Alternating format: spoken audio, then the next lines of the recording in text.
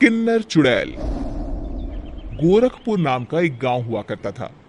उस गांव में ज्यादा लोग नहीं रहते थे। उस गांव में एक गर्भवती विधवा औरत रहती थी। उस औरत का नाम कमला था।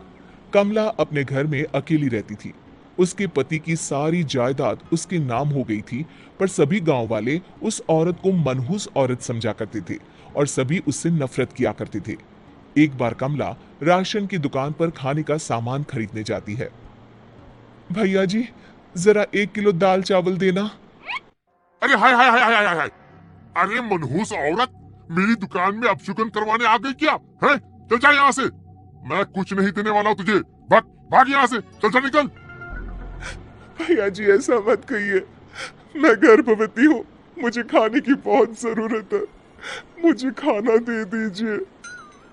दुकानदार कमला को वहां से धक्के मारकर भगा देता है। तभी कमला रोते रोते उस गांव के किन्नरों के इलाके में आ जाती है। गांव वाले किन्नरों को उसी इलाके में रखा करते थे, क्योंकि वो लोग किन्नरों को पसंद नहीं करते थे और उनके इलाके में रहने से मना करते थे। तो किन्नरों ने उसी गांव में अपना एक इलाका बना लिया था। जब किन्नर लोग देखते हैं कि एक गर्भवती महिला रोते रोते उनके इलाके में आ गई है, तो सारे किन्नर कमला के पास जाकर उसका हाल पूछने लगते हैं। क्या हुआ बहन, तुम्हारी गर्भवती अवस्था में इतनी बुरी हालत कैसे है? तुम रो क्यों रही हो? तुम डरो मत, हम तुम्हें कोई नुकसान नहीं पहुंचाएंगे। तुम शांत होकर सब बताओ कि हुआ क्या है। मैं कमला हूँ, मैं गांव के दूसरे इलाके से आई हूँ। 2 महीने पहले ही मेरे पति की मौत हुई है। मुझे गांव के लोग मनहूस मानते हैं, क्योंकि मैं विधवा हूँ और गर्भवती भी। वहां के लोग मुझे खाने के लिए कुछ बेचने के लिए भी तैयार नहीं, जिससे मेरा गुजारा नहीं हो रहा था। कोई बात नहीं कमला, हम तुम्हारा ख्याल रखेंगे। किन्नर लोग कमला को एक खाली घर में रहने के लिए जगह दे देते हैं और उसकी देखभाल भी करते हैं। कुछ ही महीने बाद कमला अपने बच्चे को जन्म देती है, पर अफसोस, कमला बच्चे को जन्म देते ही अपनी जान गंवा देती है।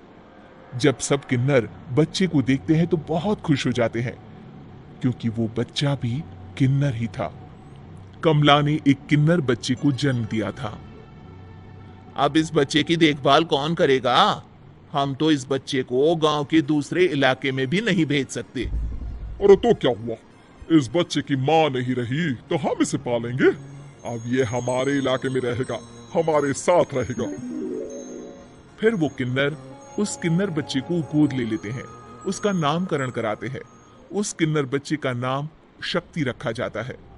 देखते ही देखते शक्ति बड़ी होने लगती है। उसके रंग रूप बहुत सुंदर थे। वो बहुत सुंदर किन्नर दिखती है। एक दिन शक्ति एक किन्नर से पूछती है, माँ जी सुनिए ना, ये गांव के दूसरे इलाके में भी तो लोग रहते हैं, तो हम वहां क्यों नहीं जाते? हम उनसे अलग क्यों रहते हैं? शक्ति, क्योंकि वो लोग हमारे जैसे नहीं, वो लोग हमें पसंद नहीं करते, इसीलिए हम उनसे अलग रहते हैं। क्यों? वो हमें क्यों पसंद नहीं करते? मुझे एक बार उस इलाके में जाना है, मैं एक बार वहां जाकर घूम कर आऊं। शक्ति, खबरदार, जो तू उस इलाके में कभी भी गई तो अपनी जान नहीं गंवाना चाहती तो उस इलाके में कभी कदम भी नहीं रखेगी, समझी? इतना कहकर वो किन्नर वहां से चली जाती है। शक्ति उस किन्नर की बात सुनकर बहुत रोती है। माँ जी, ऐसा कैसे कह सकती है? उन्होंने इतनी सी बात के लिए मुझे इतना डांटा। अब तो मैं उस इलाके में जरूर जाऊंगी। फिर एक दिन शक्ति गांव के दूसरे इलाके में चुपके से जाती है। ये लोग तो हमारे जैसे ही इंसान हैं, तो ये हमसे नफरत क्यों करते हैं? जब शक्ति उस इलाके में पहुंचती है तो गांव के सारे आदमी उसके रूप से मोहित हो जाते हैं। वो लोग ये अंदाजा नहीं लगा पाते कि वो किन्नर है। शक्ति की सुंदरता देखकर सारे गांव वाले उसकी तारीफ करने लगते हैं। तभी गांव का चक्कर लगाने गांव के जमींदार का बेटा हर्ष वहां पहुंचता है। हर्ष भी दिखने में बहुत सुंदर होता है। जब हर्ष ने शक्ति को देखा तो वो भी उससे मोहित हो गया, और जब शक्ति की नजर हर्ष पर पड़ी तो वो हर्ष को देखकर मोहित हो गई। आपको पहले कभी इस गांव में देखा नहीं। इस गांव में आप नए हैं क्या? जी नहीं, वो मैं बस। तभी शक्ति बोलते बोलते रुक जाती है और मन में सोचने लगती है, अगर मैंने इनको बता दिया कि मैं दूसरे इलाके से आई हूं तो वो समझ जाएंगे कि मैं किन्नर हूं, इसलिए मुझे इनसे झूठ ही बोलना पड़ेगा। शक्ति हर्ष को कहती है, जी हाँ, मैं इस गांव में नई आई हूँ, यहाँ अकेली रहती हूँ। वैसे आप कौन है? आप भी इसी गांव में रहते हैं? जी हाँ, मैं इस गांव के जमींदार का बेटा हूँ। आपको किसी भी चीज की जरूरत पड़े तो आप मुझे बता देना, मुझे अच्छा लगेगा। ऐसे ही शक्ति और हर्ष एक दूसरे से रोज मिलने लगते। वो दोनों अपने प्यार का इजहार करने एक दूसरे से मिलने जाते हैं। तभी शक्ति का पीछा करते करते एक किन्नर वहां आ जाती है। शक्ति, शक्ति, मैं तुमसे बहुत प्यार करता हूँ। मैं तुमसे शादी करना चाहता हूँ। क्या क्या तुम मुझसे शादी करोगी? हाँ हर्ष, मैं तुमसे शादी करूंगी, पर मैं तुमको अपने बारे में एक सच्चाई बताना चाहती हूँ जो मैंने तुमसे छुपा कर रखी है। तभी उनके बीच में ही वो किन्नर आ जाती है। शक्ति, तेरी हिम्मत कैसे हुई ऐसा करने की? वो किन्नर शक्ति को खींचकर गांव के जमींदार के पास ले जाती है। हर्ष भी वहां शक्ति को बचाने के लिए पहुंच जाता है। जमींदार शक्ति और हर्ष के प्यार के बारे में सुनकर गुस्से में आ जाता है और शक्ति को गांव के बाहर निकालने की सजा देता है।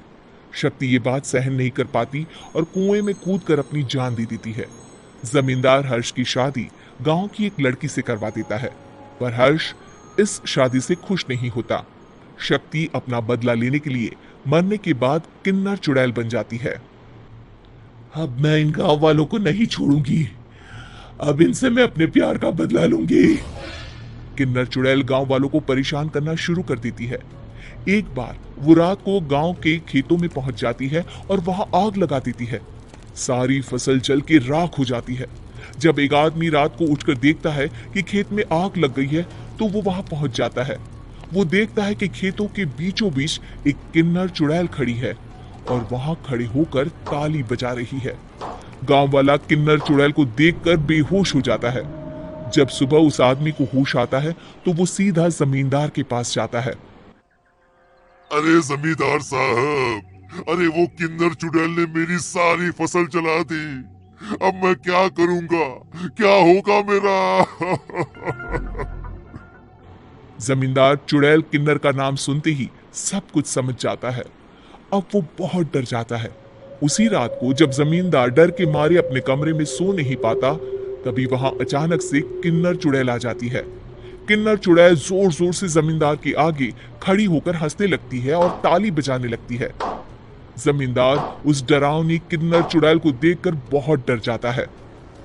तूने मेरे साथ बहुत बुरा किया, अब मैं तुझे जान से मार दूंगी। नहीं नहीं नहीं नहीं, मुझे माफ कर दो, मुझे मत मारो। मैं कभी ऐसा दोबारा नहीं करूंगा। अब तुम जो बोलोगी वही मैं करूंगा। ठीक है, मैं चाहती हूं कि किन्नर इलाका गांव के इलाके से जुड़े और गांव का कोई भी आदमी किन्नर समाज से द्वेष ना करे, उससे नफरत ना करे, नहीं तो मैं सारे गांव को मार दूंगी। और तुम गांव में एक नया कानून बनाओ कि अगर किसी ने भी किन्नर समाज को हानि पहुंचाने की कोशिश भी करी या इनसे भेदभाव करने की भी कोशिश करी तो उनको कड़ी से कड़ी सजा मिलेगी। हाँ हाँ हाँ हाँ, मैं ऐसा ही करूंगा। तुम जो बोलोगी वो मैं करूंगा, पर मुझे जाने दो प्लीज। तब वो किन्नर चुड़ैल वहां से चली जाती है। गांव का जमींदार किन्नर चुड़ैल का कहा मानते हुए दोनों इलाकों को एक कर देता है और नया कानून भी लागू कर देता है। तब से वहां किन्नर समाज और बाकी गांव वाले शांतिपूर्वक रहने लगते हैं।